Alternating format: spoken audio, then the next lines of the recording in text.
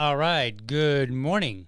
Welcome to another morning episode of the Liberty Dad Podcast, a discussion on politics and culture. And I am your host, America's most objective libertarian. If you're tuning in live, thank you so much for getting up so early, tuning into this show.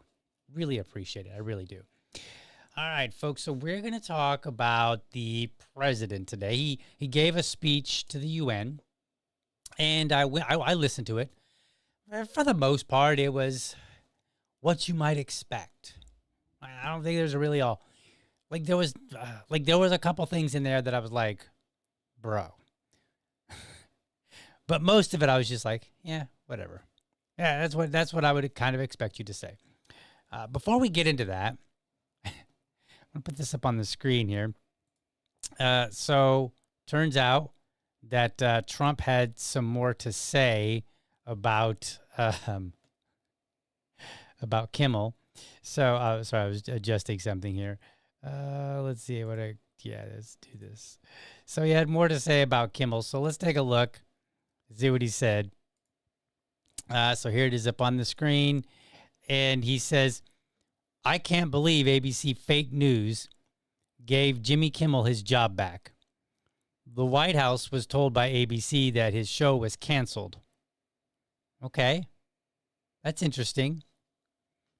So why would ABC be concerning themselves with talking to the White House about what show got canceled? I mean, remember, I was told by a lot of reliable people, supposedly reliable, that the government had nothing to do with ABC letting suspending his show. It was actually suspended, not canceled. Okay, but that's what I was told, and here the president is now saying, "Well, the White House was told his show is canceled." I mean, and why does the president care?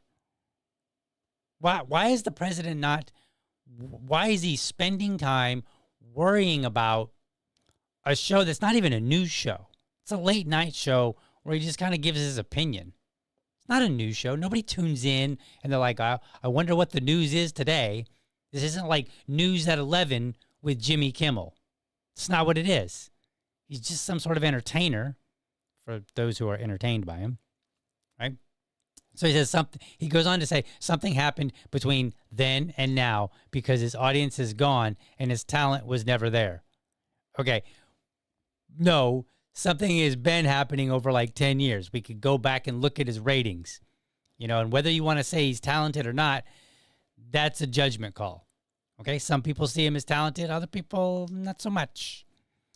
Why would they want someone back who does so poorly, who's not funny, and who puts the network in jeopardy by playing 99% positive Democrat garbage? In jeopardy of what exactly? What would they be in jeopardy of, Mr. President, since you're speaking so confidently on this? And I get it. Trump is kind of unique in some sense that he talks about everything that doesn't matter and just kind of shoots from the hip. So I understand all that. But I'm just kind of going back to this, like, the White House was told. Trump is now saying that Jimmy Kimmel puts their network in jeopardy by playing 99% positive Democrat garbage. Okay. Do they not have a right to play 99% Democrat stuff? Some people could see as garbage. Some people could say, oh, it's great stuff. Whatever. Don't care. Like, they can do that. He is yet another arm of the DNC, and to the best of my knowledge, that would be a major illegal campaign contribution. What? So if Jimmy Kimmel gets on air and he positively talks about the DNC, that's a campaign contribution. Is anybody concerned here? Think about all the right-wing podcasters who have talked positively about the Trump administration, or any candidate. Is that a campaign contribution? Is this something that the president really wants to go down? Is that a road he really wants to go down? It's not one I want to go down. People who have a show ought to be free to talk about whatever they want, however they want. If they want to talk about the president in a very positive light and only say glowing things, they can do that. If they want to talk about a candidate that they prefer, Democrat, Republican, Libertarian, whatever party, it doesn't matter to me. If they want to talk highly about them, fine. I don't consider that a campaign contribution unless the campaign has reached out and made some sort of agreement that they would, between them. Then I could see that being a campaign contribution.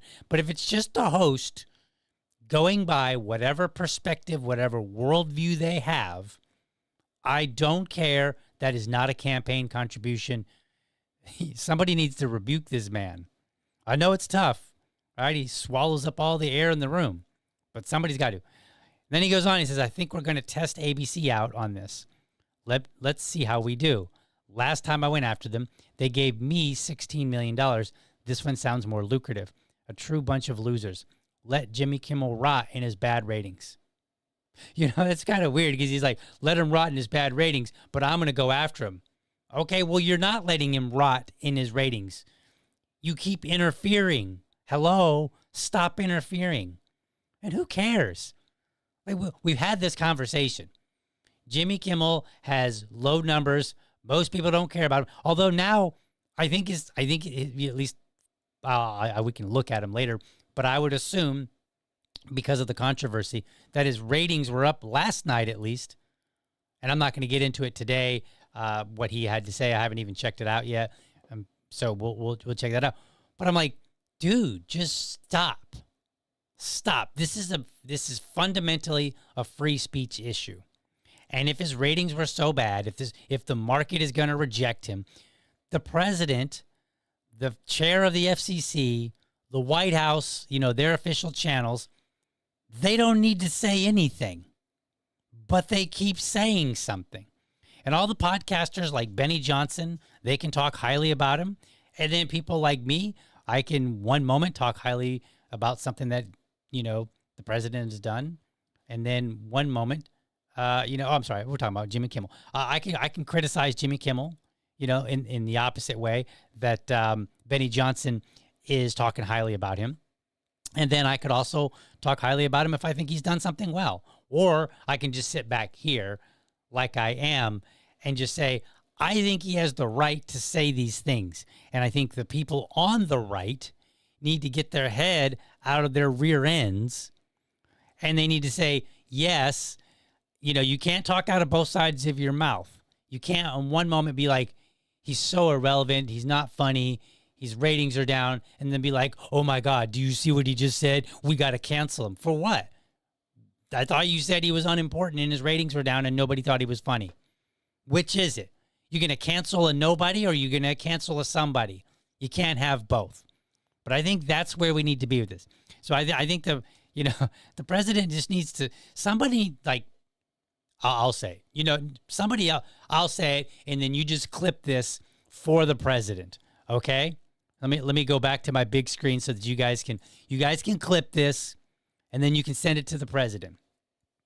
let me get my good radio voice. Good. All right. Mr. President, it's none of your damn business what Jimmy Kimmel says.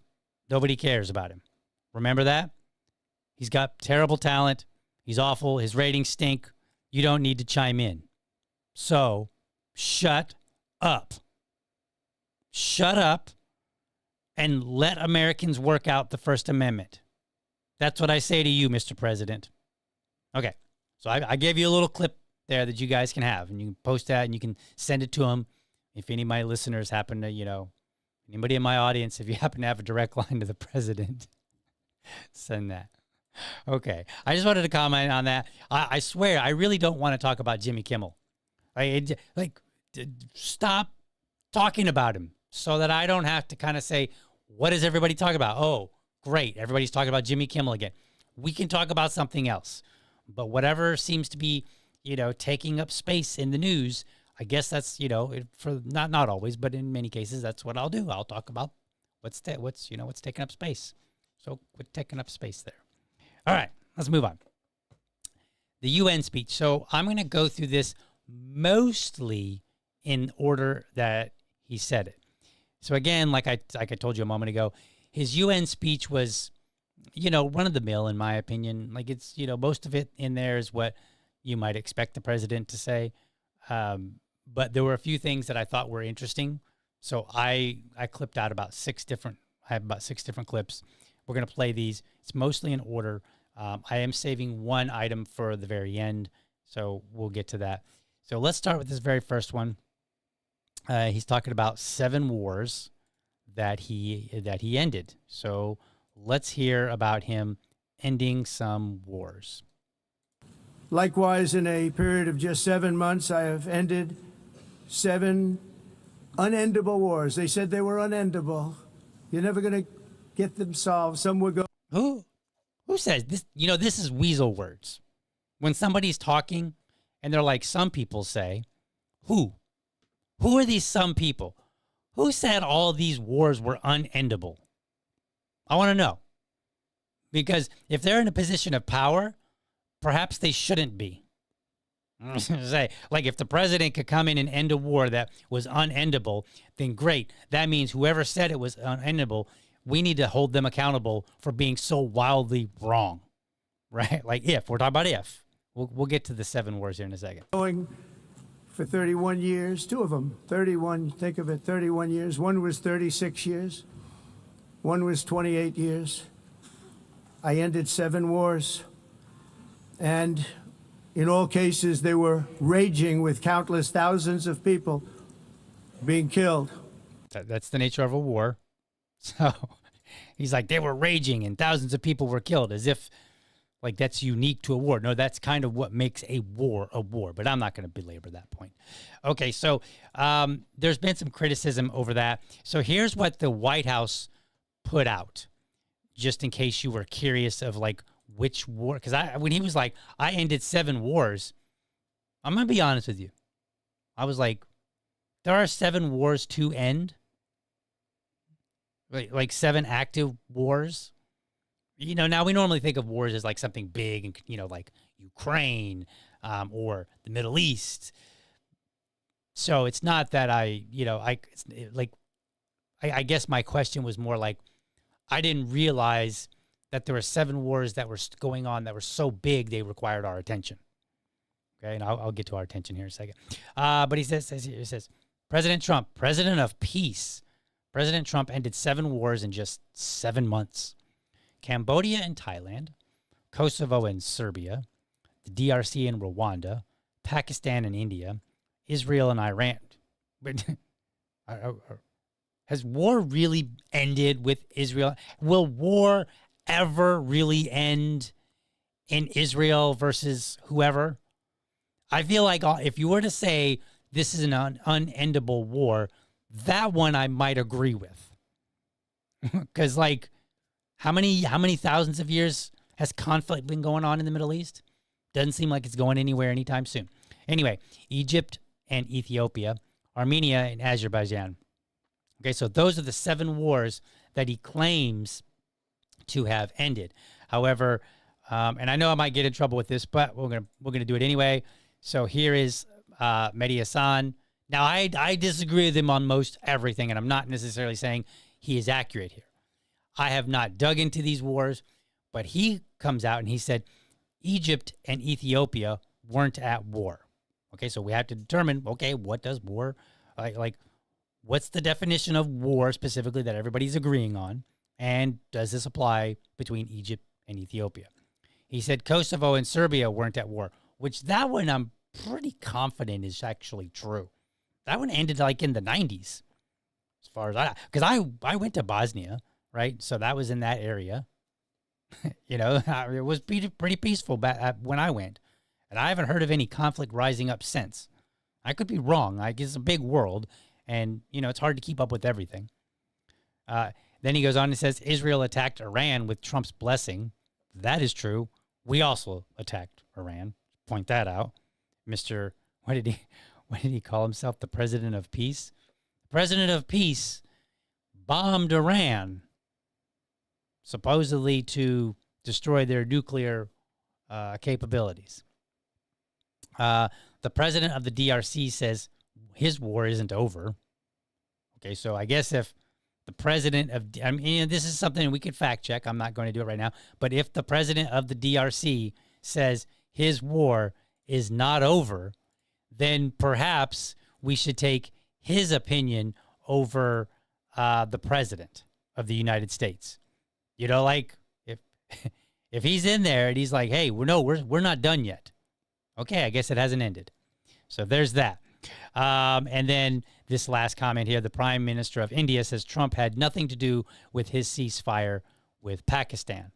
Oh, well, okay. So again, you've got India and Pakistan having a conflict.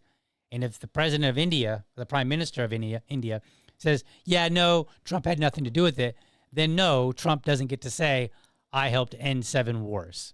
Now, if you put him, you know, if you backed him into a corner, he would probably say something about like tariffs or some deal that he made somewhere, you know. But this is part of holding the president accountable. We have to hold our president accountable and say, no, you really didn't. But more importantly, let's say that we don't have time to dig into all 7 of those and determine what the truth really is. Okay, let's talk about something that's important to America. He said he would end the Ukraine war. Is that ended? No, it's not. In fact, did I? I don't think I saved that clip. Did I? Did I keep that clip? Oh, I didn't grab that clip. I didn't. Ah, boo. I can pull it up though, and I won't be able to show it to you, but I'll at least pull it up. So let me pull it up because I did save it. I just didn't grab it and have it prepared. So let me do that. So where is it here? Here it is. So he also posted this.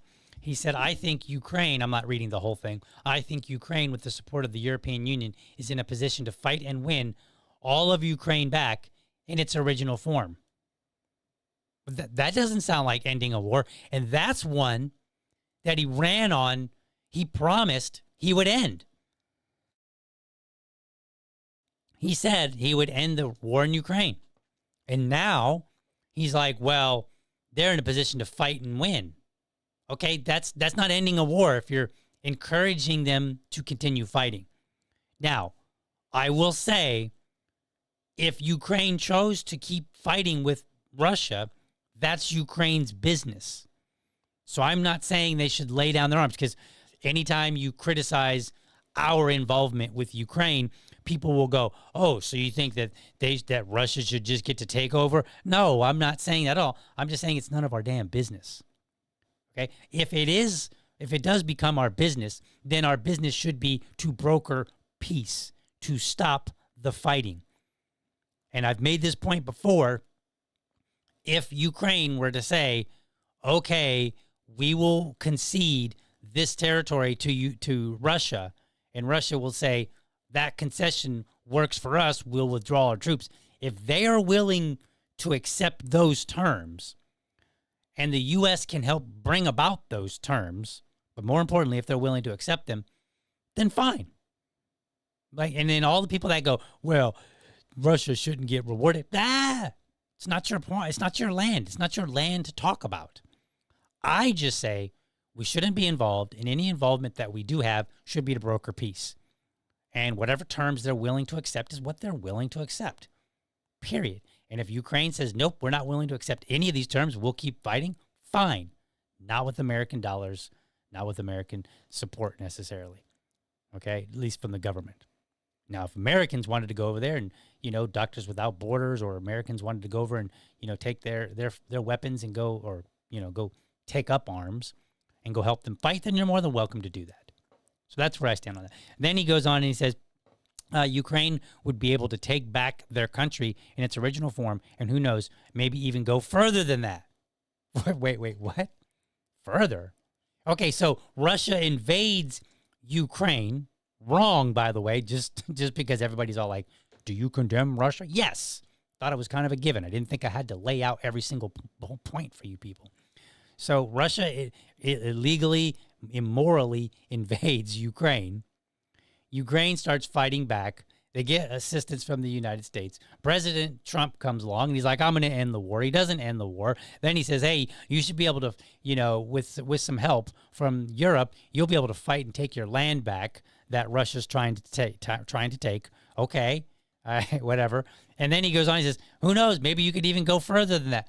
And what, take some Russian land? That is the president of peace? No, and that's what he ran on.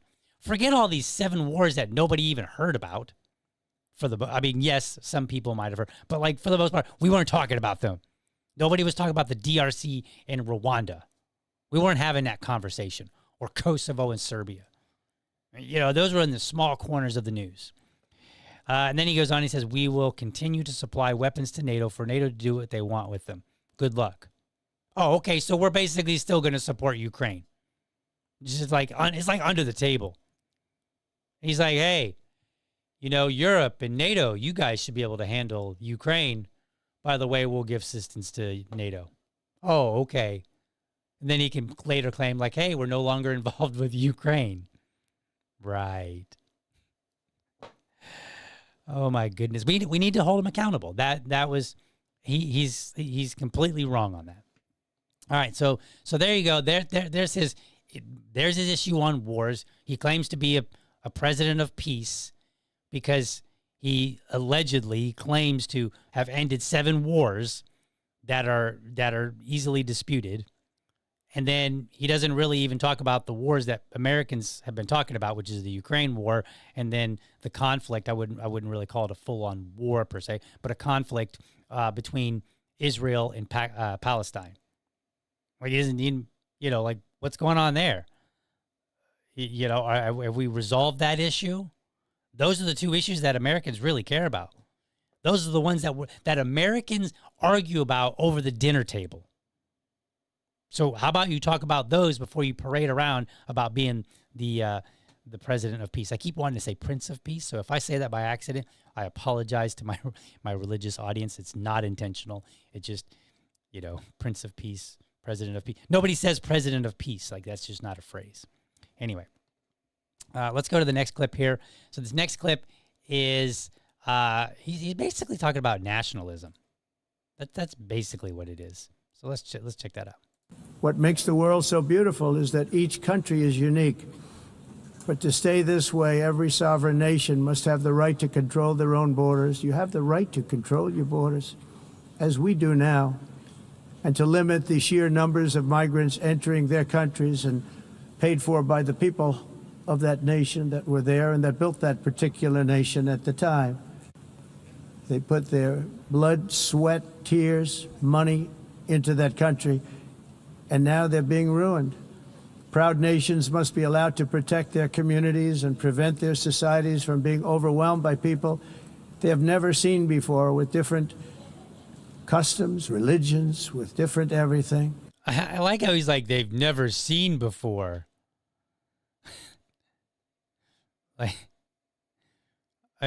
Maybe it's just because I live in the United States and I'm so used to a multicultural country. Because I've crossed paths with people of all kinds of backgrounds from all kinds of nations. And so maybe if I lived in Germany, it would actually, there actually would be a lot of people that, I don't know, because I don't live in Germany. I know that in places like Germany, there's high population of Germans. Places like Japan, high population of Japanese people. So I do get it. A lot of these countries, they are, they are homogenous. Okay? So I get that.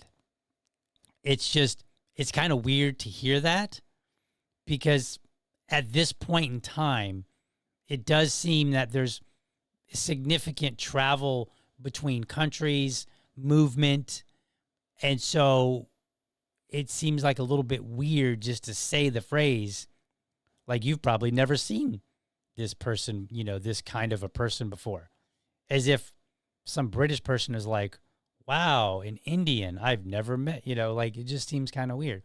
Yeah, I'm sure there's some smaller countries where it's like, yeah, I've never met somebody from that particular country, a really tiny one. Maybe there's not a lot of people that are leaving that particular, but some of the major countries, it just seems, I don't know, it seems a little bit weird. But anyway, let's continue listening. Where migrants have violated laws, lodged false asylum claims, or claimed refugee status for illegitimate reasons, they should, in many cases, be immediately sent home. And while we will always have a big heart for places and people that are struggling and truly compassionate, answers will be given. We have to solve the problem, and we have to solve it in their countries, not create new problems in our countries. And we are very helpful to a lot of countries. That's an interesting point. So let's talk about 3 things here. Remind me in the chat if I miss one, okay, in a moment here. So number 1, let's talk about nationalism. Number 2, let's talk about ruining the country with all these migrants. And then number 3, let's talk about helping other countries so that they don't need to send refugees. Okay? Number 1, nationalism. I think the U.S. is far different than many other countries. Nationalism doesn't really work, in my opinion, here, because the entirety of the United States experiment is that people from other countries come here and they share the values of freedom. Right? That's our shared value, freedom. It's not like if you were in Japan, it's not your Japanese heritage. It's not the history of Japan and the things that make Japan Japan. Like that doesn't work here. It makes sense in Japan to be a little bit more on the nationalistic side, based on culture and all these other things, because they've got ancestors that played a role in where the country is now. And if you just randomly grab 10 or 15 people in Japan, they're going to have not only the shared heritage, but the shared ethnicity as well. If you just grab 10, 15 random people in the United States, they could be from all kind of different countries. I mean, in my own household, I was born and raised in the United States. My wife was not. She didn't come here until she was like 20. So that kind of ruins all the jokes that I make, that require you having lived here for 20 years. That's beside the point. But my issue, when I'm sorry, I was trying to make a joke and that just fell flat. This is why I'm not a comedian, okay? If you want a comedian, go find somebody that actually can make good jokes on the fly or scripted, okay? So just want to point out.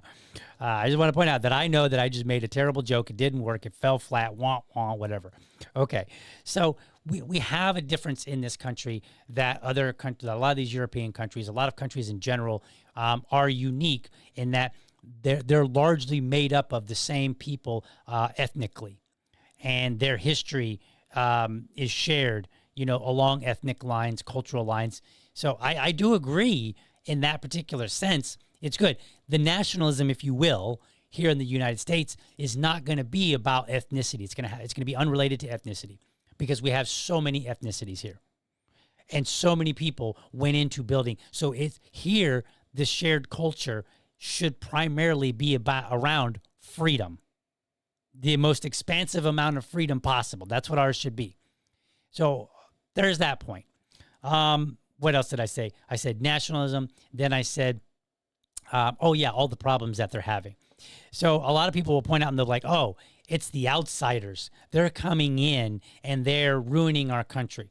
The outsiders can only come in and ruin your country if you allow them to. So he talked about getting people out. I don't necessarily, I generally oppose the idea of kicking people out just because maybe they didn't come over the right way. Those kind of crimes are inconsequential to me. But if somebody comes to your country, doesn't matter what country it is, if somebody comes to your country and they engage in violence, get rid of them. Absolutely. And the fact of the matter is there are a lot of things that are happening in these other countries that they are allowing to happen. You've got the UK, you got England, Great Britain over there. They're arresting people for posts on social media. That's what they're arresting people for post. They should be like, all right, if you have assaulted a woman, we're dealing with you harshly. That's what they should be doing. They should be focusing their energy there. But no, they're splitting their energy, what little energy they have in time and energy and resources, so that they can deal with inconsequential things. Meanwhile, consequential things are happening all around them. So I wish Trump had pointed that out and said, you guys need to knock this off. You need to stop worrying about trivial things, about something that hurts people's feelings, and deal with people that are actually being hurt. And if that means it's a migrant who came over there and supposedly doesn't understand the culture, which is an excuse I've seen, and they don't understand the culture and they sexually assault somebody, you should punish them harshly. That's a good, okay, let's say that's their excuse. I just didn't understand the culture that you just can't go around sexually assaulting little girls. That's a weird thing to say in my mind. It's beyond weird, but okay, let's go with that. Let's say that really is the case. Guess what? Here's your quick lesson. And here's a lesson to everybody else that doesn't understand the culture. We don't tolerate this. Period.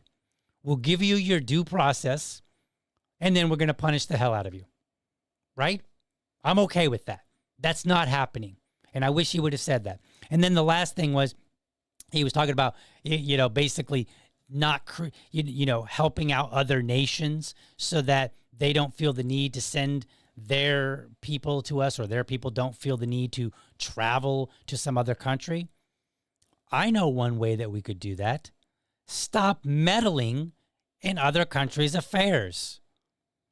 That's an idea. That's a crazy idea. Who would have thought that? Me? Maybe,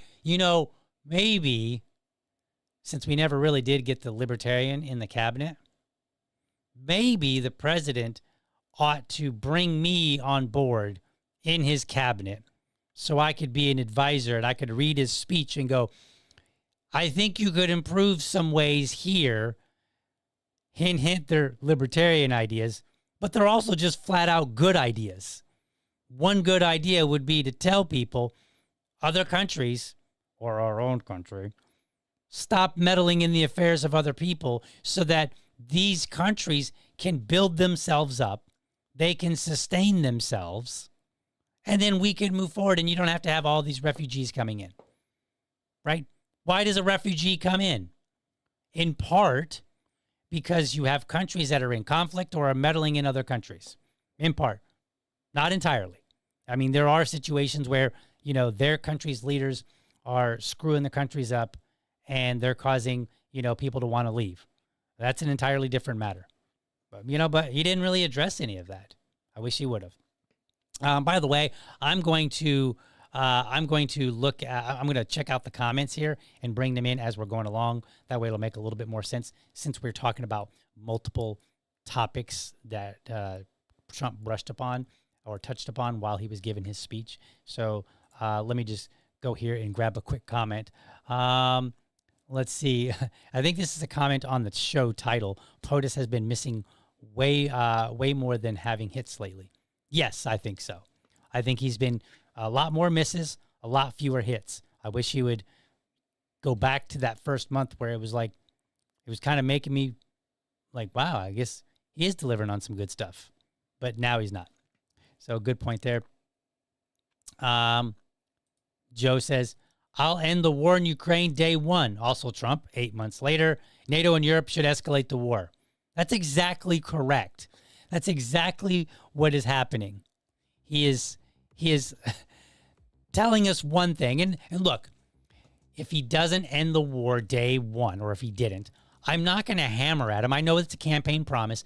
I try to be reasonable with some of the campaign promises, right? Is it something that I really could have expected on day one? Then sure, I will go ahead and expect that. If it's something that it was just a campaign promise and we're going to have to kind of put our thinking caps on, then I will put my thinking cap on and say, okay, this one really couldn't have been done on day one, despite the fact that he promised it, but that doesn't mean that I won't expect it. And I expect that he said he would end the war in Ukraine, not escalate it, which is exactly what he's doing now. So totally agree on that. Let's see.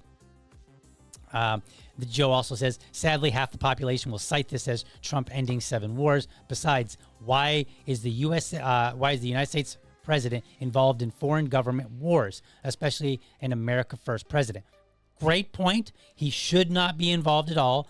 I will stand by my comments and say, like, look, you can be America First, and then if two countries, let's say India and Pakistan, let's say they're having it out, and then you give them a call and you say, hey, Prime Minister, is there any chance I could sit down at the table with you guys and maybe we can work something out?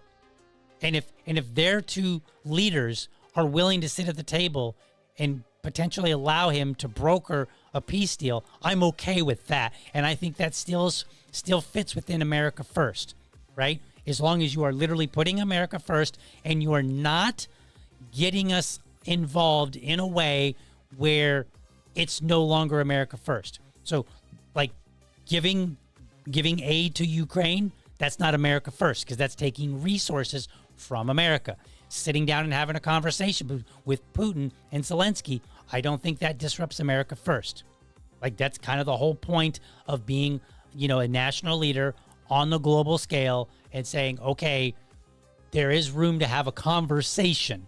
That's it.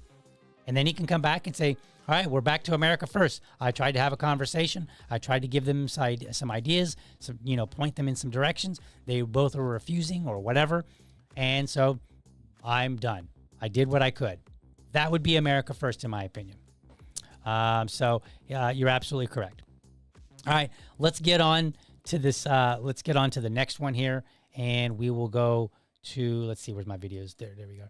So we'll go to this next video here. This one is on basically the drug war. So let's hear what he had to say. I've also designated multiple savage drug cartels as far as foreign terrorist organizations, along with two bloodthirsty transnational gangs, probably the worst gangs anywhere in the world, MS-13 and Tren de Aragua. Tren de Aragua is from Venezuela, by the way. Okay, that was a nice little pot shot at him. So, okay, look, Tren de Aragua, MS-13, they probably are the most dangerous gangs in the world, okay? They're very vicious. We have evidence of that. I don't think that's in dispute. But he is now talking about, at a national level, dealing with the drug war internationally. He even took a shot at Venezuela. He's like, look, we're doing this drug war thing, and a lot of these guys are coming from Venezuela. So it sounds like he's taking the drug war, which once upon a time was really kind of like internally. Remember DARE, DARE, drug abuse resistance education, I think that's what it was, right? The DARE program was really internal. That was our, we were going to deal with it internally. And then, okay, look, we never really dealt with it internally. We always have been involved internationally, even if we've not been involved, okay? But he's now putting it out on a global stage, and he's basically telling us, hey, the drug war is not over. And I'm escalating it to a national level in between countries. Such organizations torture, maim, mutilate, and murder with impunity. They're the enemies of all humanity. And for this reason, we've recently begun using the supreme power of the United States military to destroy Venezuelan terrorists and trafficking networks led by Nicolas Maduro. Okay, so there's, again, to me, in my mind, this is not quite a declaration of war against other country, Venezuela. It's not, I wouldn't call it a declaration of war. I don't think we have an appropriate term, but it's kind of along that line that he's telling, he's like, look, we're using the force of our military to come after you. And he's not just saying, oh, the cartels, if you come into our waters, we're going to bomb your boats. Not saying that. He keeps kind of hinting at, like, Venezuela. I would not be surprised if he escalated it in some way, economically or through some sort of, violence. So I don't know. But he's definitely telling us that the drug war, we're not done with it.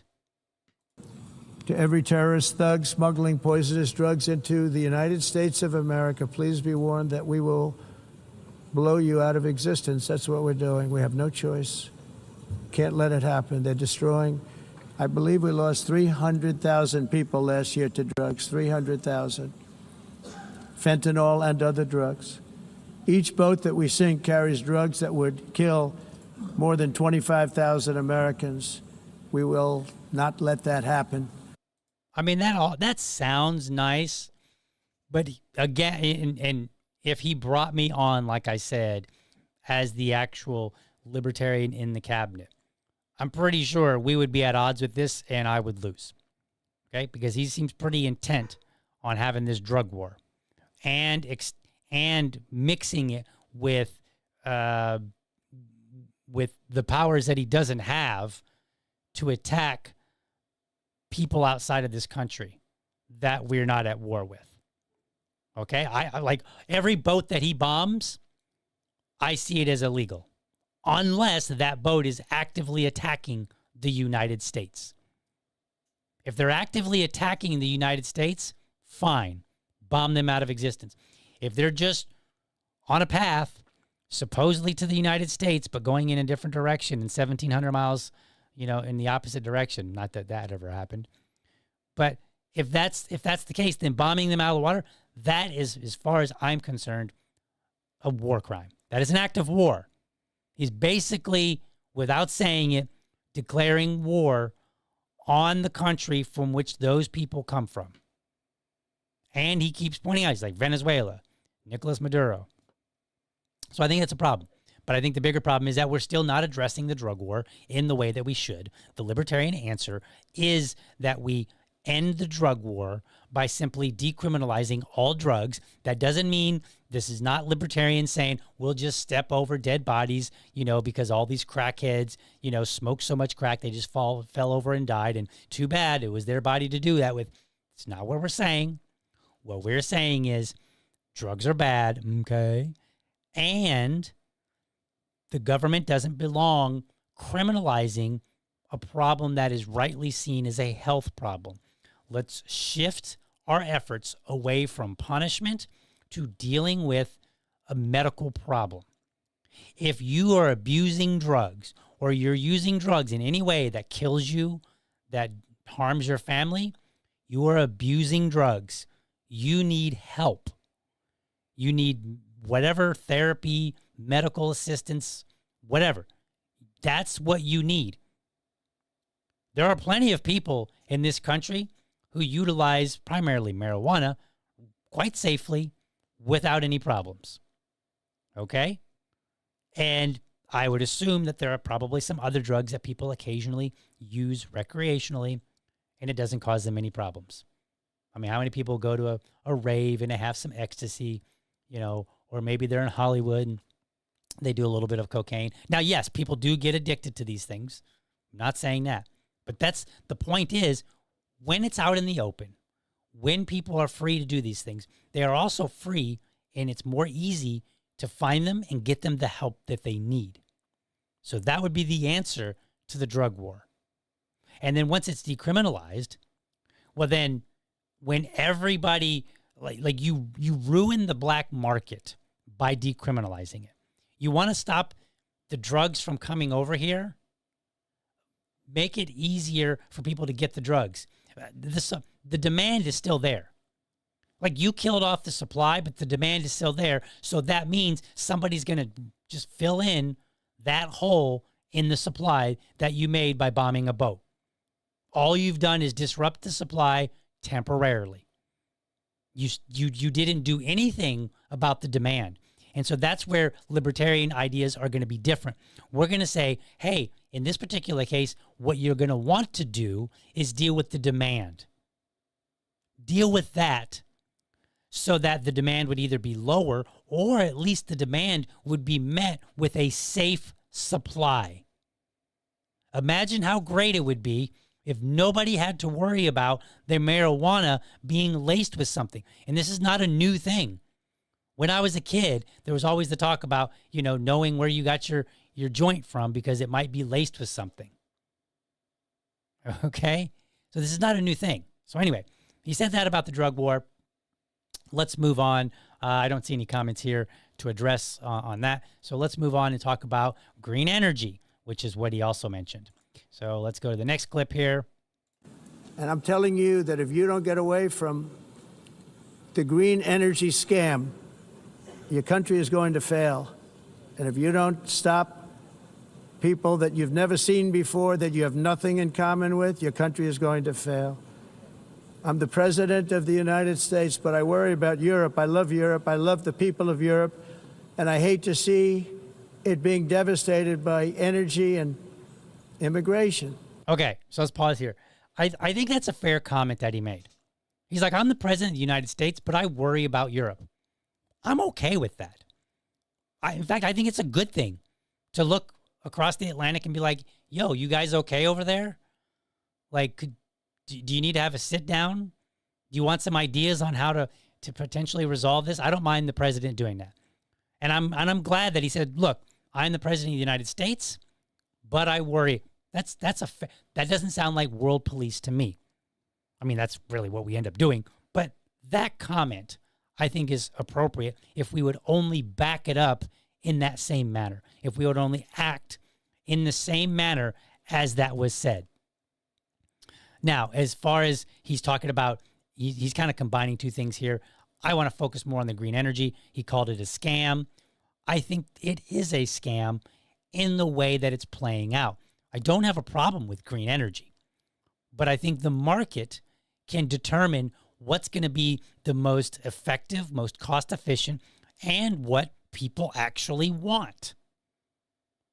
They could do here in Florida, people, you could argue that people would love to have solar panels on their roof and then maybe even disconnect entirely from their local services that are providing power, their energy services, right? You could argue that easily. Got a lot of sun here. You can make a similar argument over in California. New York, Wisconsin, it's going to be harder to make that argument. But they may want something different. Something else may work that's of value to them, that works with the terrain that they have, the weather that they have, so on and so forth. So I think green energy is good, but the way that we've implemented it by force. That is not good. And that doesn't get us the best green energy solutions. Because when you impose it by force, then that means also picking and choosing the winners and the losers. So I wish he would have addressed that and said, like, look, green energy can be a good thing, but we cannot force it. By forcing it, you turn it into something that's garbage, something that will ruin your country, because you spend more time trying to placate to people that are like, rah, rah, green energy, and you're bad because you use coal. You spend more time capitulating to them than just coming up with good ideas. My riding mower that I have for my house, it's supposedly green energy, depending on how you want to look at it, right? Because it does have batteries and there's some arguments there. But it does not use combustion. It doesn't have a combustion engine. So therefore, it does not use gasoline. It is an electric riding mower. I got that for personal reasons. I don't think that I'm saving the planet. I just thought, hey, maybe this will have less maintenance over time, and I won't have to worry about always making sure to have gasoline. Because I'm not using gasoline. Again, the maintenance level is going to go down because you're not going to have all the carbon that gets built up on the engine and so on and so forth, right? So, fewer moving parts and stuff like that. So I was like, oh, maybe this will be, a nice long-term purchase. That's why I got it. But it's basically green energy, or it falls within the category of green energy. And I bought it without being forced. I just said, hey, I think this is a better thing than this thing. We should do that everywhere and just let the market work it out. Just like the market worked it out for me. Or the people that I see mowing grass in our neighborhood, they have combustion engines. Why? Because a battery-powered riding mower wouldn't work for them traveling around, cutting grass, from person to person to person to person. They need something that they can, easily renew their energy source from. You can't just charge a battery if you're driving around. It doesn't work that way. Okay? So for them, that was their best answer. And maybe if we let the market play out, we would find that somebody comes up with a great answer for that too. I don't know. But let the market play out. What else does he have to say here? This double-tailed monster destroys everything in its wake, and they cannot let that happen any longer. You're doing it because you want to be nice, you want to be politically correct, and you're destroying your heritage. Okay, I think he has a point there, and I wish this would have been the focal point of that point, which is immigration in itself is not a problem. But when you're giving in to people coming into your country and not abiding by your laws, or they're not trying to adapt to your culture, when you give in to that, and when I say give in, I mean like when you punish people for not adapting to the newcomers, that's a problem. Here in this country, I've said before, our government should be under no obligation to offer any of their documentation in any language but English, period. However, if you own a business, let's say you own a construction business and you're hiring people from South and Central America who speak Spanish, if in your business you choose to offer documents, maybe a contract or whatever, in Spanish, that is your prerogative. You should not be obligated to do so any more than the government should be obligated. Okay? And Spanish-speaking people, when they come over to this country, they should understand, hey, I'm coming over and I have to work on their terms. And that might mean you need to learn English first, or you don't get a job, right? Or maybe you pal around with somebody that can translate, whatever. That's what's causing our problem. It's not the fact that people are coming over here. It's the fact that people are coming over here and we, the inhabitants of whatever country we're talking about, we are giving in to them in every which way.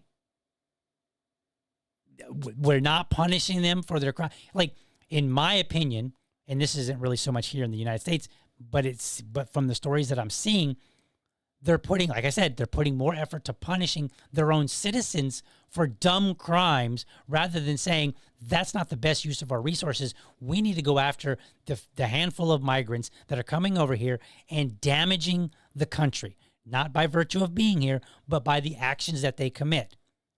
When they hurt people, when they steal people's stuff, when they force the citizens there to bend to their will, that's wrong. Deal with that. And I wish he would have said that. But I kind of agree. The way that we're handling green energy, the way that we're handling immigration, that's the problem. It's not that green energy is a problem. It's not that immigration is a problem. That's the conversation we need to have. All right. So there was that. What else we got here? I've got, let's talk about this one. Tariffs. We want to help nations. We're going to help nations, but it must also be fair and reciprocal. Okay, so stop right there. No, it doesn't. I mean, I would like to be fair and reciprocal, but other nations are going to have their own incentive, their own desires, their own motives. You can't control that. And I know that Trump likes to kind of beat people up, like we're going to tariff you into submission. It's not really how things work. Just makes things more expensive. We're already dealing with expensive things here for, reasons unrelated, that we could talk about it another day. So stop making things more expensive. That doesn't help trade. We should just, as far as I'm concerned, we shouldn't have any tariffs. We should say, look, if Americans want to do business with your country, then so be it. And if you want to do business in our country, so be it. The only rules that I would ask our government to impose is to say, in order to do business in our country, you have to be transparent. That's it. You can't deceive people. You can't tell them that, here is this pen. What I had in mind. Here is this pen, and you can't. And if somebody says, "Hey, does it use lead?" and you say no, right? Then that's wrong. And I would be okay with our government kind of enforcing that and saying, no, you have to be forthright. Or if it does have lead, then the government says, hey, if it has a substance that's dangerous, or there's something dangerous about it, not the made-up dangerous that we're capitulating to with people, actual real danger, then you have to communicate that to people so that they can make an informed decision. That's it. It's the only thing I would ask our government to do. Just make sure you're being forthright when asked, when people inquire, and you're being upfront when there's some danger with your product that people would want to know about. That's it. Do that and allow people to trade as they so choose. What else he said? Challenge with trade is much the same with climate. The countries that followed the rules, all their factories have been plundered. It's really sad to watch. They've been broken. They've been broken by countries that broke the rules. what rules are they breaking? If you're in your country, and let's say, like, okay, if there's a rule in country B, we're country A, we'll call America country A because, America A. So we're number one. That's how we do it here in America. So we got country A, America, and you got country B, which is any other country. And let's say in country B, they have no rules on the age of labor, right? They don't have any children can work in their factories, whatever. Okay, if they have children working in their factory, I know nobody likes to hear this, but you need to. That's their rules. And then in America, we have different rules. There are no international rules when it comes to business, or there shouldn't be. If there are, I mean, I could be wrong on that. There might be some. I'm sure there's some body that has some rules or something like that, But what we really should have here is just Americans want to trade with people from country B. Give us, again, transparency. Enforce that and let us work out the details. And a lot of Americans could say, you know what? I don't like the fact that they have child labor over there. Children working in, some sort of mine or a very dangerous situation. And then we could complain about that to the businesses that are supporting it. There is an answer here. And it doesn't have to be Trump running around saying, we will tariff you into submission. Because all you're doing is increasing the cost of things. That's all you're really, and at the end of the day, that's all you're doing. That's why the United States is now applying tariffs to other countries, and much as these tariffs were for many years applied to us, uncontrollably applied to us, we've used tariffs as a defense mechanism under the Trump administration, including my first term, where hundreds of billions of dollars in tariffs were taken in. And by the way, we had the lowest inflation, and now we have very low inflation. The only thing different is that we have hundreds of... Just want to point out, if you go from having the lowest inflation to very low inflation, then it kind of suggests that it went up. Let's point that out. Billions of dollars flowing into our country. But this is how we will ensure that the system works for everyone and is sustainable into the future. We're also using tariffs to defend our sovereignty and security throughout the world, including against nations that have taken advantage of former U.S. administrations for decades, including the most corrupt, incompetent administration in history, the sleepy Joe Biden administration. He just couldn't help himself, right? Look, I don't care that he criticizes a past administration. I do that all the time. Whatever. Okay? That's fine. I don't care. I think the whole problem here is that we're not looking at trade as simple as possible, which is, do Americans want to do business with somebody else on the terms that are being offered? Okay? If somebody tariffs us, we can decide if we want to continue that business or not.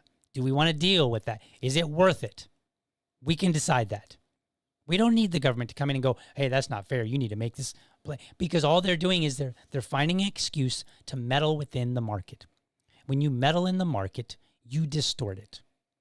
The market works plenty fine without your help, government. We can figure this out. We can determine if we want to do business with somebody abroad or if we would prefer to do it here. And there are many reasons why we might. Some people might say, look, everything I make, everything that I get produced for my store, maybe somebody has an online store, they have cups and t-shirts and stuff. They might say, hey, all of my stuff is made in America. Okay, cool. That could be their selling point. Other people might say, hey, look, we're not made in America, but our stuff is cheaper. That can be their selling point. And if there's some sort of tariff that increases their cost, then they can decide, am I okay with that? Or do I not like that? Would I, maybe I can shop around and find somebody that produces it cheaper or at the same price. Who knows? It's possible that country B could tariff a particular product and then it raises the cost for the person in the United States. And they might say, well, given that rise, now it's cost me the same or marginally different to produce it here in the United States. And I get to boast about American made. We can work this out. We do not need the government to keep coming in and intervening, because every intervention that it makes creates yet another problem that needs to be resolved. All right, so now so there's that. Let's talk about this last item. This might actually be the most concerning item of all. This might be the one that I found scary. When I first heard it, I was like, wait, what? When I first saw a tweet about it, I was like, what? And then I started listening and I was like, no freaking way. No way. But here we are. We want to have a cessation of the development of nuclear weapons. We know, and I That's know, not and my I problem. get to view it all the That's a time. good Sir, thing. would you like to see? And I look at weapons. So just so we're clear, we're not to the point yet that I'm flipping out about. The cessation of nuclear weapons, that's a good thing. I don't think it's ever going to be a real thing, but it's a good thing. Just continue listening. Listen to this. That are so powerful that we just can't ever use them. If we ever use them, the world literally might come to an end. There would be no United Nations to be talking about. There would be no nothing. Just a few years ago, reckless experiments overseas gave us a devastating global pandemic.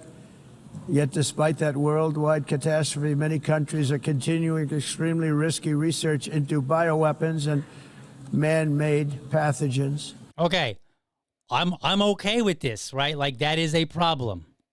By the way, I just want to point out to everybody on the right, while you're busy running around trying to get the Jimmy Kimmels of the world canceled, have you canceled anybody that was responsible in any way, shape, or form for COVID? Remember the laboratory leak and all that stuff? Anybody get in trouble? Did you get anybody canceled for that? No? Oh, okay. You're too busy with Jimmy Kimmel and all the young kids on TikTok? Okay, I understand. I get it. You got priorities. Let's continue listening. This is unbelievably dangerous. To prevent potential disasters, I'm announcing today that my administration will lead an international effort to enforce biological weapons convention. Okay. Not a fan of this, but I can't criticize it too much just yet because I don't know what the details are. But we're getting ready to hear what has me nervous. Which is going to be meeting with the top leaders of the world by pioneering an AI verification system. What? Let's listen to that again. Be meeting with the top leaders of the world by pioneering an AI verification system that everyone can trust. What? I don't trust AI now. Look, I use AI all the time, but it gets things wrong a lot. I have literally taken a web page, I think it was like for a bill review or something, and it was pretty lengthy. And I gave the link to AI, and I was like, hey, will you help me review Bill 1234? You know, and it's about, like, I don't know, it'll say like it's about green paper. Okay, well, help me deal with, Bill 1234 that's dealing with recycled paper. And then it'll come back and it'll be like, so Bill 4567 about immigration had this to say. And I was like, wait, what? And I double checked the link and I'm like, that's not what the link says. So I will tell AI, hey, that's not what the link says. Here's the link. Please review it again. It'll be like, oh, my bad. I'm sorry. You're right. I did get that wrong. And then it'll go, so Bill 4567 about immigration. I'm like, no. Like, it gets things wrong a lot. I mean, it's really useful. Don't get me wrong. But I don't think AI is anywhere near ready to deal with issues of biological threats or nuclear threats. I can't even get it to analyze a web page correctly. Now, I'm sure that there's AI out there that's more sophisticated than what I'm getting. But I'm just saying, like, you need to convince me that AI that they have access to is far, far more advanced than the AI that I'm working with. And that there aren't going to be consequences. I mean, didn't we see some of the AI out there where people were like having, giving it like theoretical problems to solve, and it was like it would kill all the people and, preserve itself and all these other disastrous things, all the things that we were warned about in virtually every movie, about the future from the 80s and the 90s. And yet here we are. We're like, hey, you know what? AI is going to solve our nuclear and biological threat problem.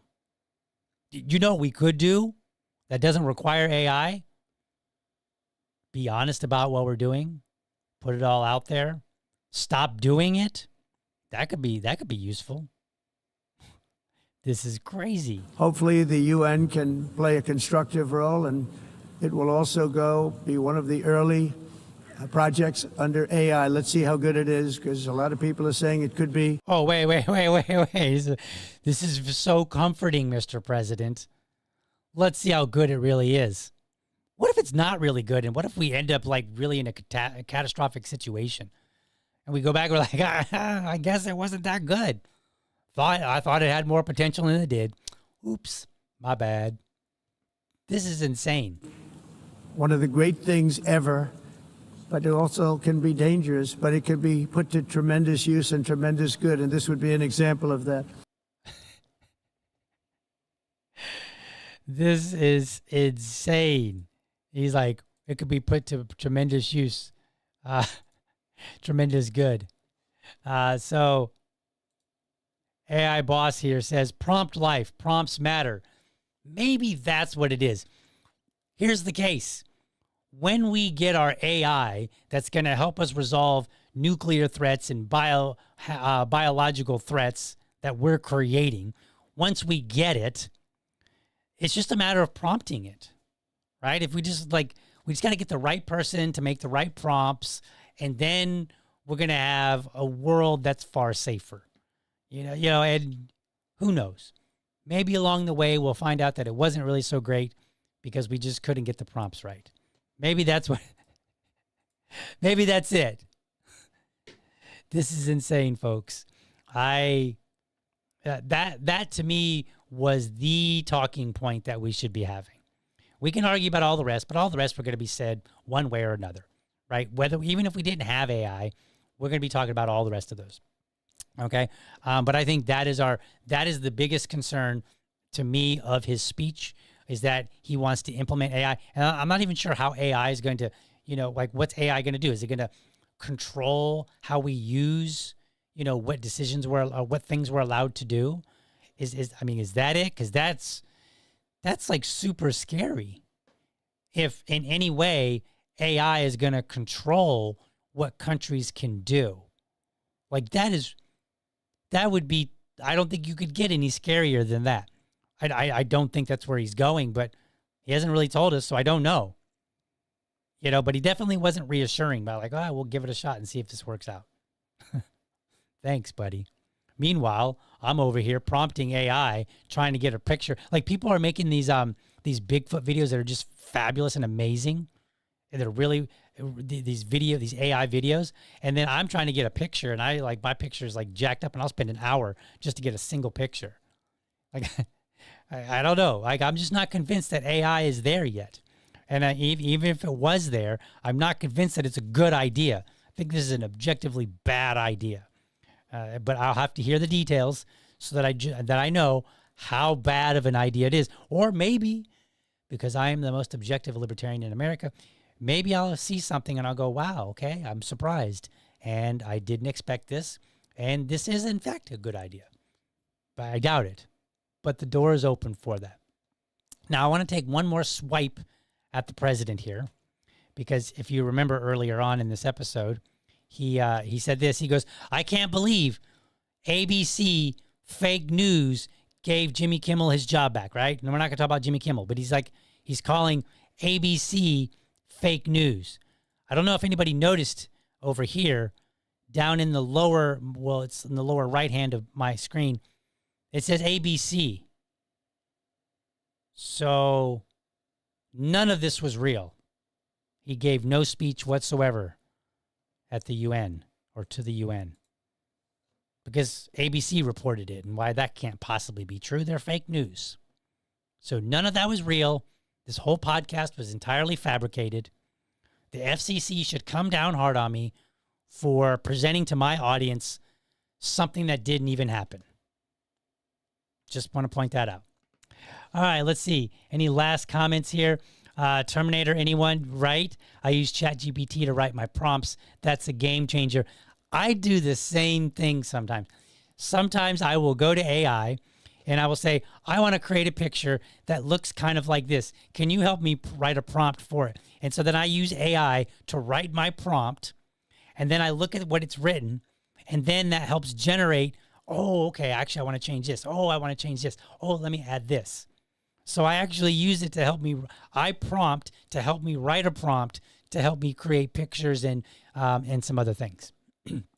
So maybe that's how we'll use AI. We'll use one AI to write a prompt that will help us write yet another prompt, which will help us write the final prompt that will keep us out of a nuclear war.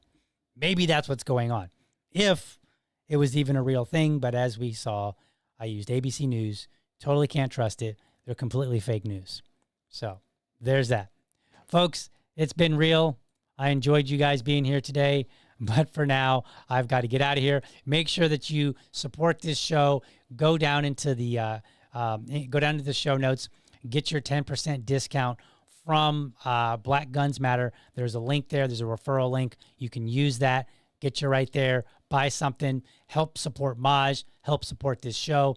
Right after this, you'll see the QR code. Click on that QR. Not click on it, but take a picture of it. Take yourself to my link tree. Go down, find my my Patreon. You can find my Buy Me a Coffee, and go support the show by supporting me there. If you're strapped for cash, I totally get it. Support me by clipping the funny things that I said, if I say anything funny, or if not, just clip the good stuff that I've said that's clip worthy. Pass that around. Tell your friends about the show. Help me out. Or, hey, if you got ideas, jump in the chat.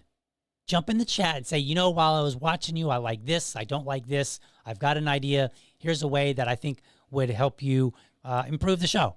Whatever. Let me know. With that being said, folks, I will see you guys tomorrow.